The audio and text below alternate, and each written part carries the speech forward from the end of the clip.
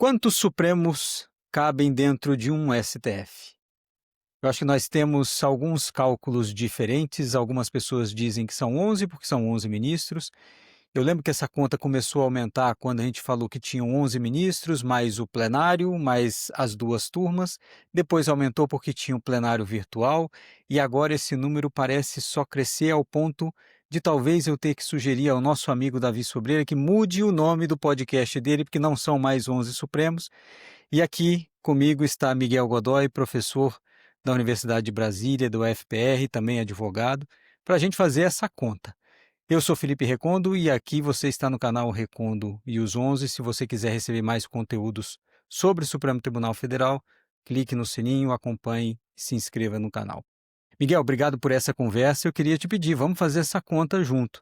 Você fez uma matemática dizendo que hoje nós temos, então, 18 Supremos diferentes.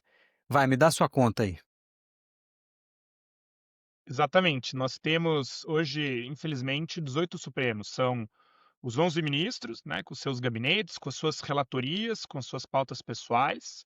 O plenário físico, cuja pauta é definida pelo presidente do Supremo e que pode ou não compartilhar a elaboração dessa pauta com os seus pares. O Uhum. plenário virtual,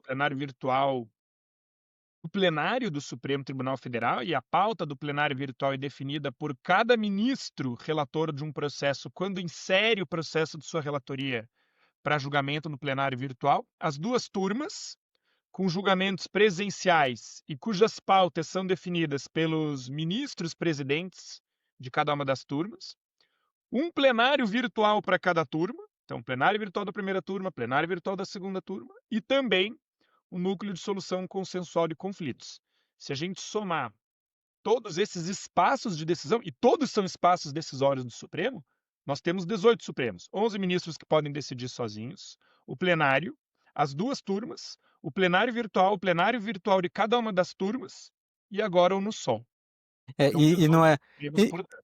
e não é uma conta, né, Miguel, que você está fazendo simplesmente de pequenos espaços, né? Cada um deles dá aos ministros do Supremo poderes individuais que a gente ouve o Supremo dizer com certa frequência que estão mitigados, diminuídos esses poderes individuais.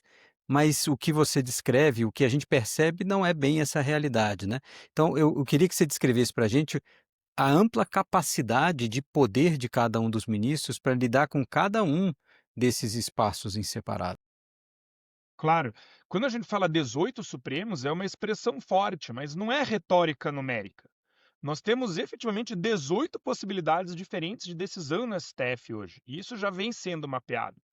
A ideia aqui, quando a gente fala que existem 18 Supremos, não é afirmar que existem 18 atores autônomos, mas sim que o desenho atual do Supremo multiplica arenas decisórias distintas. Gabinetes, plenário físico, plenário virtual, turmas, plenários virtuais das turmas e agora no sol. E é esse mosaico que evidencia a fragmentação institucional do Supremo, que vai deixando de operar como um colegiado central e passa a operar em múltiplos espaços de decisão. O que a gente tem, na verdade, é um Supremo fragmentado. A atuação cada vez mais individualizada dos ministros, a expansão do plenário virtual, com aumento de colegialidade formal, mas déficit deliberativo, e a criação de órgãos não previstos pela Constituição no desenho do Supremo, nem mesmo por lei, como no Sol, evidenciam a existência de um Supremo que vem se fragmentando cada vez mais. A gente vive o paradoxo de viver o tempo do Supremo mais poderoso da nossa democracia e também do mais aleatório, do mais discricionário, do mais fragmentado. Do O mais Supremo mais imprevisível. poderoso não é um Supremo Uno, é um Supremo dividido em 18 espaços decisórios. Agora, você mencionou essa conta e a gente fala desse tema com diferentes palavras, né? Conceitos ou diferentes significações, né? Diego Werneck e Leandro falaram de ministrocracia, o Oscar Vilhena de supremocracia, o Conrado Yubner falava dos 11, como é que era a expressão que ele usava? 11 ilhas. Dos solistas. Ah, os solistas, os solistas. Exatamente. O ministro Pertence usava a metáfora das 11 ilhas. Agora eu te pergunto, Miguel, assim, a gente está gravando isso porque a gente percebe nisso um movimento diferente. O que que tem diferente dessa realidade que se descrevia no passado, de 11 ilhas, de Claro. solistas e tal? Esses diagnósticos são importantes, porque a gente tem aquele antigo diagnóstico das 11 ilhas feita pelo ministro Sepúlveda Pertence, que ganhou projeção com um artigo do Conrado Rubner Mendes na Folha de São Paulo. Depois do seu próprio diagnóstico com os 11 estados soberanos, em alusão à autonomia, não apenas dos ministros, né, mas dos seus gabinetes robustos e como eles atuam na prática. O professor Joaquim Falcão, imortal da ABL, quando analisou o Supremo Tribunal Criminal, mostrou como a gente tinha 15 Supremos na esfera criminal, os 11 ministros, o plenário, as turmas e uma atuação específica da presidência nesses casos. Isso tudo demonstra aquilo que o Oscar Vilhena Vieira chamou de supremocracia. Mas a supremocracia, mapeada pelo professor Oscar Vilhena Vieira, hoje vem dando lugar à ministrocracia, essa expressão cunhada pelo Diego Werneck Argüelles e pelo Leandro Molhano Ribeiro, que evidenciam a centralidade das decisões individuais. Não é mais a supremocracia do Supremo Instituição, a centralidade da instituição, mas a centralidade do ministro considerado individualmente. E daí a gente pular dessa ministrocracia para esses 18 Supremos, esses 18 espaços de decisão. O que isso mostra para a gente? A multiplicação de espaços decisórios enfraquece a institucionalidade do tribunal, porque substitui a colegialidade por personalismos, por estratégias isoladas e com o risco de transformar o Supremo numa arena dispersa, onde os ministros até podem ter uma força episódica. E a gente tem vivido isso, por exemplo, com o ministro Alexandre de Moraes. Mas, nesse interregno de tempo, o tribunal, como instituição, perde autoridade coletiva. E aí a gente tem um problema bastante grave, porque a Constituição desenhou um Supremo Tribunal Federal, um órgão colegiado, e que a gente vem fracionando em diversos espaços decisórios. Eu tô aqui pensando também, Miguel, nessa metáfora que foi feita, e o Supremo também vem nos últimos anos, especialmente depois da mudança regimental que foi feita na presidência da ministra Rosa Weber, dizendo que esse individualismo diminuiu. Você concorda com esse diagnóstico? Evidentemente que não, mas aquela mudança regimental de exigir que decisões monocráticas sejam submetidas ao colegiado, ao plenário virtual, não é suficiente para diminuir razoavelmente esse individualismo? Esse é um ótimo ponto. Diminuiu? Depende. Sob qual ponto de vista? Sob o ponto de vista dos números, sim, a gente teve uma diminuição significativa da atuação individual dos ministros, da concessão de decisões monocráticas. O plenário virtual permitiu que o Supremo aumentasse a sua produtividade, ou seja, julgasse mais casos em menos tempo. Então, o plenário virtual trouxe um ganho real de eficiência, permitindo que o Supremo julgasse milhares de processos em tempo reduzido. Ele diminuiu a atuação monocrática numericamente dos ministros do Supremo. Então, sim, esse é um avanço. No entanto, essa maior colegialidade, diminuição da monocratização, ela também é virtual. É uma colegialidade meramente formal. Não significa que os ministros se reúnam, nem que eles discutem, nem que eles deliberam sobre esses casos que são inseridos para julgamento no plenário virtual. E nem significa que eles usem ferramentas ou espaços do plenário virtual para incrementar essa colegialidade. Não, são atuações individuais, mas colegiadamente individuais. Cada ministro depositando seu voto a qualquer hora do dia ou da noite. Essa colegialidade formal do plenário virtual não se traduziu, então, numa maior deliberação ou numa melhor deliberação. Os ministros continuam apresentando votos escritos, muitas vezes tensos, ou apenas acompanhando a divergência, mas eles não dialogam entre si.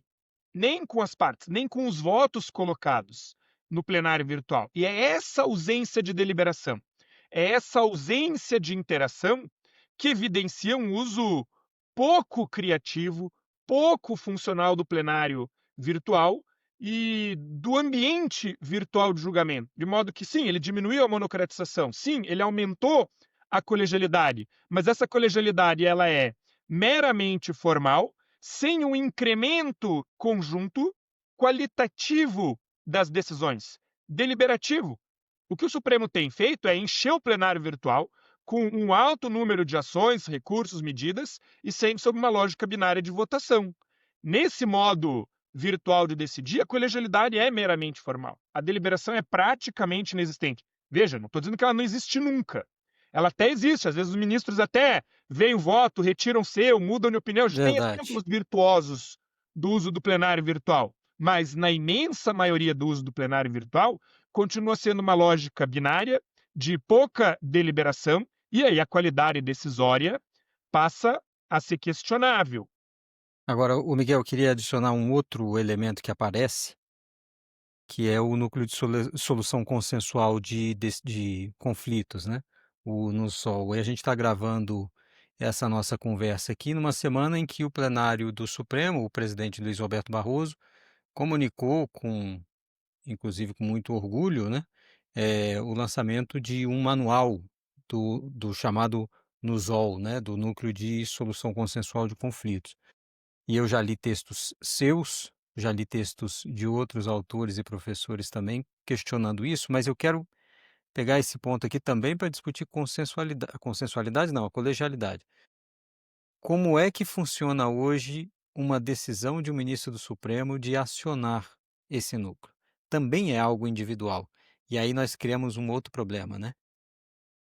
Sem dúvida, curioso como isso que foi apontado, né, e é celebrado pelos ministros do Supremo como uma grande inovação. Nenhuma outra corte constitucional no mundo realiza atos decisórios por meio de conciliação e mediação, busca soluções pacíficas ou pacificação social por meio de soluções consensuais.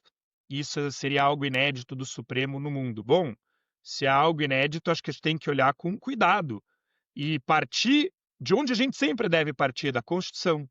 Está lá na Constituição esse tipo de competência? Não está. Alguém poderia dizer, mas veja, está no Código de Processo Civil, é uma competência geral, o Código de Processo Civil também se aplica ao Supremo Tribunal Federal, e eu diria, sim, é verdade, mas existe um transplante sem nenhum cuidado de regras gerais do Código de Processo Civil para todo tipo de exercício de competência do Supremo? Essas são perguntas que inauguram uma reflexão quando a gente vê ministros, na sessão do dia 28 de agosto, é, discutindo sobre quem é o autor da criação desse novo órgão do Supremo. Mas vamos lá. Como funciona a conciliação no Supremo?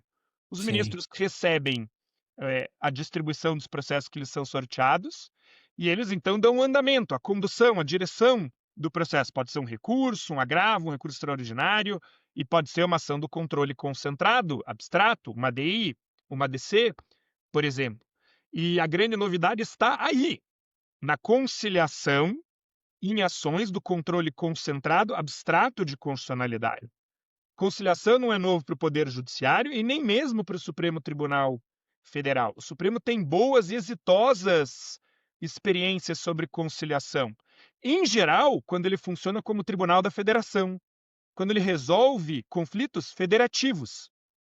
Na sessão do dia 28 de agosto, enquanto o ministro Toffoli chamava a atenção do ministro Barroso de que quem criou esse espaço de conciliação, de que quem institucionalizou esse espaço de conciliação foi ele, ministro Dias Toffoli, não o ministro Barroso, que dava conhecimento do manual do NUSOL, o ministro Gilmar Mendes, ao colocar panos quentes, ressaltou como, mesmo numa gestão anterior, foi conquistado um consenso sobre o caso do ICMS, uma disputa tributária entre os estados, portanto. Conciliações aí são mais do que bem-vindas. Já aconteciam em âmbitos de mandado de segurança, ações civis originárias, ações originárias. A novidade é a expansão dessa fronteira da conciliação para as ações do controle abstrato. E isso pode configurar um equívoco normativo institucional, e daí o nosso alerta sobre essa comemoração antecipada. Hum. Por que pode configurar um equívoco? Porque no controle concentrado e abstrato, ADI, ADC, ADO, a DPF autônoma, o Supremo não arbitra litígios federativos, nem litígios privados. Ele se pronuncia sobre a compatibilidade de leis e atos normativos com a Constituição. E aí, introduzir audiências de conciliação nesse espaço de controle abstrato de constitucionalidade, sob o fundamento de um transplante típico do processo civil para o processo constitucional objetivo, desloca o Supremo do foco da sua competência de guardião da Constituição, de guardião da supremacia constitucional, para mediar interesses políticos e econômicos. Foi exatamente o que a gente viu, por exemplo, no caso do IOF, ou que a gente viu no caso dos descontos indevidos do INSS. Esse é um tema em aberto. Mas essas práticas são, no mínimo, questionáveis. Há muitas perguntas a serem enfrentadas e respondidas. Cabe conciliar em qualquer caso, como o Supremo tem feito? Em qualquer tipo de ação, em qualquer classe processual, mesmo no controle abstrato? E se disser que sim, como os Supremos e os ministros do Supremo têm dito que sim, então quem concilia? Essa conciliação vai acontecer em nome próprio, de um grupo, de todos os afetados. Os ministros vão escolher quem vai negociar em nome dos aposentados. Não tinha um aposentado no acordo do INSS. Não tinha um representante das pessoas que tiveram descontos indevidos. E está todo mundo negociando desconto, recomposição, impossibilidade de ajuizamento de ação de indenização por danos morais. Em nome dessas pessoas, desses velhinhos, como a gente define e afere essa representatividade de quem está lá conciliando, em nome de quem vai sofrer os efeitos dessa decisão? Pior, é possível conciliar sobre direitos fundamentais indisponíveis de minorias? E a gente tem visto isso acontecer no caso do marco temporal com povos indígenas. Ô, Quem Miguel, tem. arbitra essa conciliação? E no final de tudo isso, qual é o papel do plenário? Porque então Então, um ministro eu ia te sozinho perguntar toca uma isso. conciliação e o plenário faz o quê? Homologa no final em tese, mas aí a minha dúvida é, quando é levado para o plenário para essa homologação, a realidade já está posta, né? A realidade está dada, até porque o ministro leva quando quer, Exato. depois de todo esse processo, isso pode demorar bastante tempo, e aí o plenário vai ter ambiente para desfazer toda uma realidade que já foi imposta, né? Imposta que eu digo por todas as circunstâncias. Parece que essa colegialidade some, e aí eu queria que a gente passasse, inclusive, para discutir isso. Como é que resolve esse tipo de problema que você está apontando e que outros autores tanto já apresentaram, agora que nós vamos ter uma nova presidência? Quais são, como você diz, rotas de saída para esse cenário? Claro. O problema desse tipo de atuação individual, ou mesmo desses novos espaços, como são no Sol, e de novo, que não é ruim em si, mas pode ser ruim no uso expansivo e desregulamentado que se faz dele, gera um aprofundamento desses diagnósticos de fragmentação do Supremo. Se um ministro apresenta um acordo para ser homologado pelo plenário depois de um ano de trabalho, depois de um ano e meio de trabalho, você gera um ônus imenso para o plenário ao dizer: olha, eu acho que isso tudo aí está errado, desde o começo. Faz um ano e meio, que Vossa Excelência tem trabalhado em busca da construção de uma solução consensual, mas está tudo errado, ou isso não deveria ter sequer começado. Como fica? Você empareda o plenário, ou pelo menos coloca ele numa situação bastante delicada de desconstituir tudo o que foi feito sozinho por um único ministro. E aí a gente começa a entender por que já não se pergunta mais quando um caso vai ser julgado pelo Supremo, e sim quem é o relator.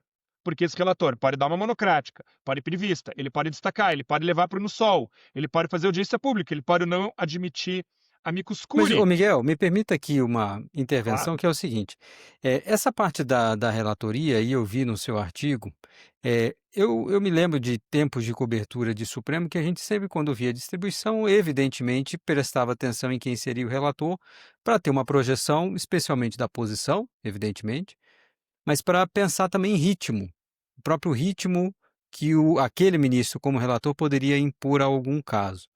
Eh, Aqui me parece que nós temos um poder a mais para o relator nesse sentido, e eu vou mencionar o seguinte: a audiência pública, em alguns casos, e eu vou citar aqui o do juiz de garantias, por exemplo, foi usada para se ganhar tempo, né? Marcou-se uma audiência pública para ganhar tempo.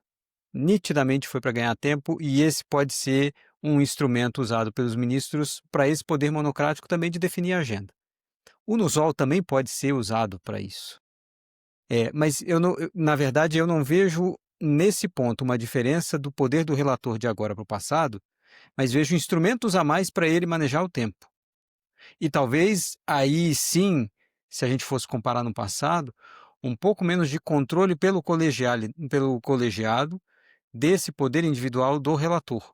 Mas, mesmo assim, os ministros podem levar esses processos a julgamento quando eles quiserem, se quiserem. Então, nesse ponto, eu fico me perguntando: houve alguma grande mudança do poder, do relator em relação ao passado?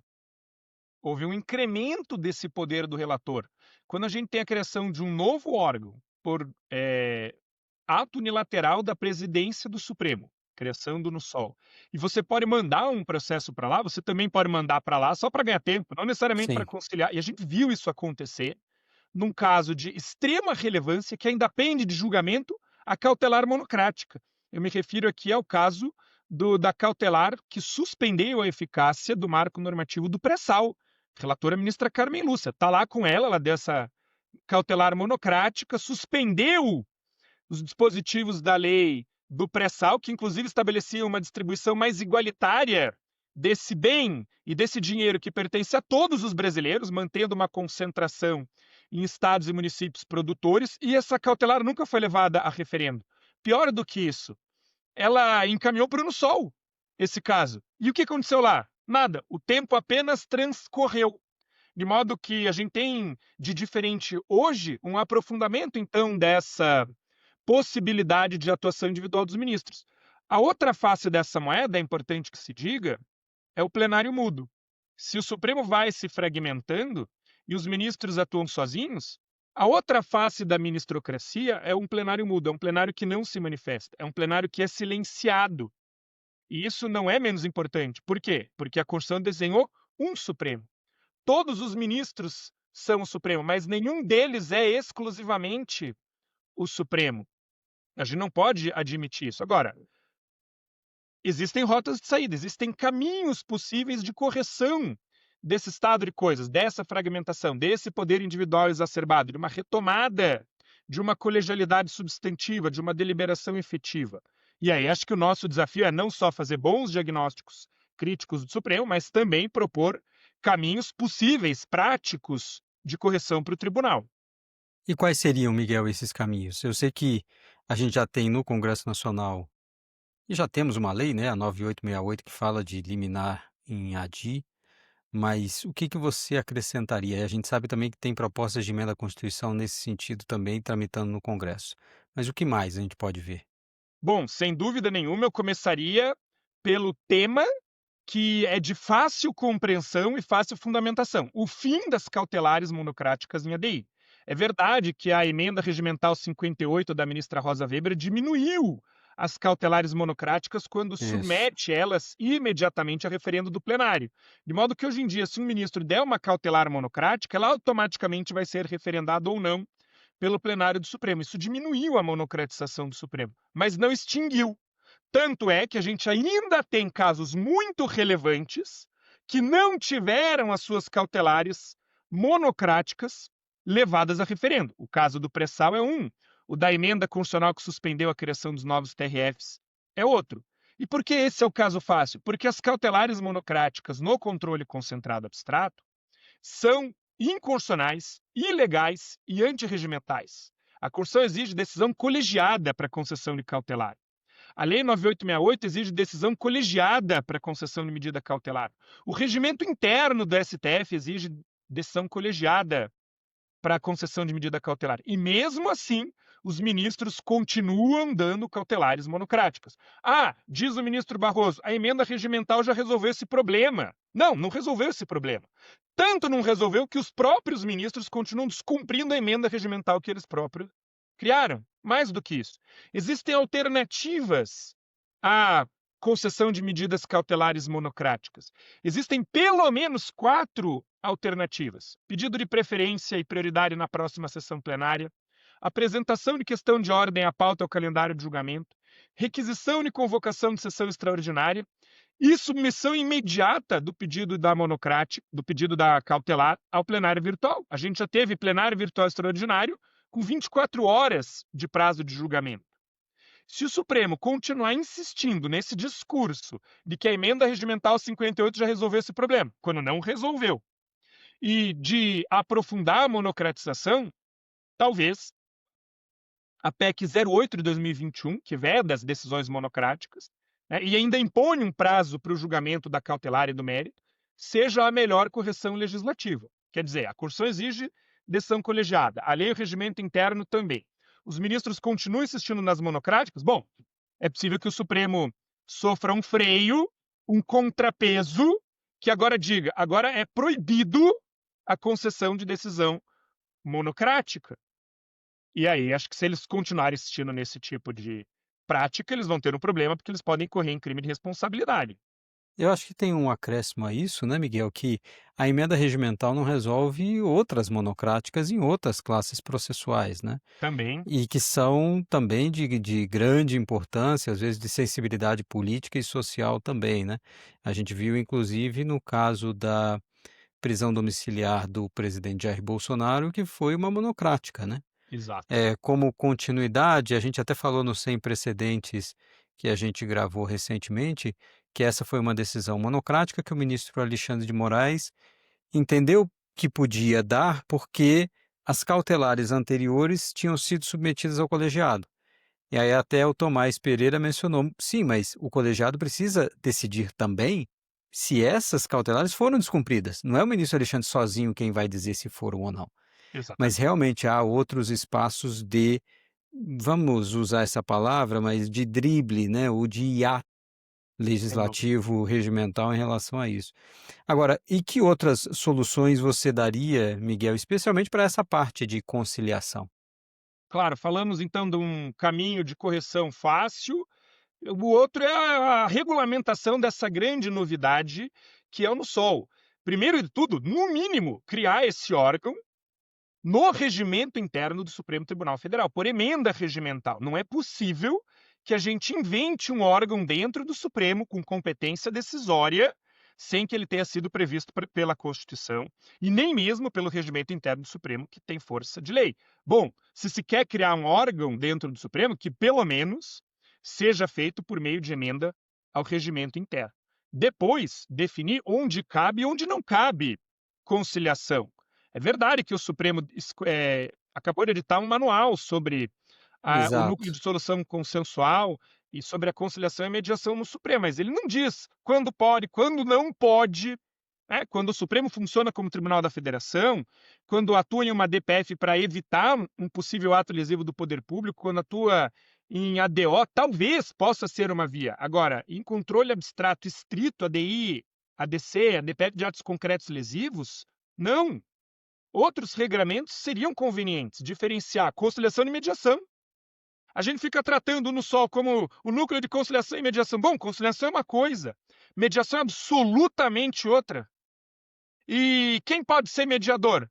Porque se qualquer pessoa pode ser chamada para ser mediadora, então a gente pode começar a nomear mediadores no Supremo Tribunal Federal, e eles serão públicos ou serão privados? E eles poderão receber honorários, sim ou não? Quem vai pagar essa conta?